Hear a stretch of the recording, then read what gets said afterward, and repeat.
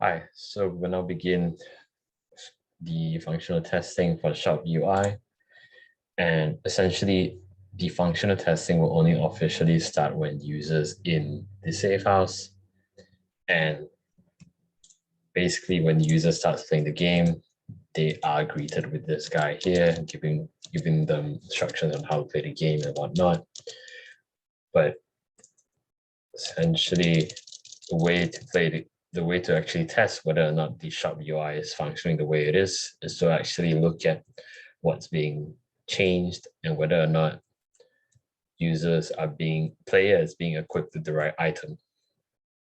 And so say, for example, currently, before even testing the shop, it's best to see what user has currently equipped, because this actually gets dynamically checked and is shown in the shop UI later on. So let's say, for example, a user were to attack. So this is the baseball melee attack now. And you can also see that these are the player data currently, the amount of coins, bandages, and ammo. So say, for example, this is the safe house game area now. And if you wanted to buy something, you go to the shopkeeper here, and you'll be given this shop UI right here.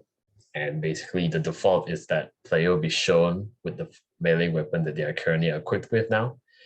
And if they were to click equip, nothing happens because this button is being disabled because player currently has this now. Now, if player were to click on different things, the details for the item will change as well as the item name as well, which is all intentional to let player know that when clicking on different buttons or item images, player will be shown with different things that they can read and see, and at the same time they can buy them as well. So say, for example, you wanted to buy a crowbar, and when you press purchase, you can see that coins is reduced, button says equipped, which means that player has this weapon now, and baseball is no longer equipped. What this does is that it has been tested that whenever this is equipped, player would then be equipped with crowbar and not baseball bat anymore. And say, for example, player wanted to purchase something that's a bit more expensive than what they have, nothing happens.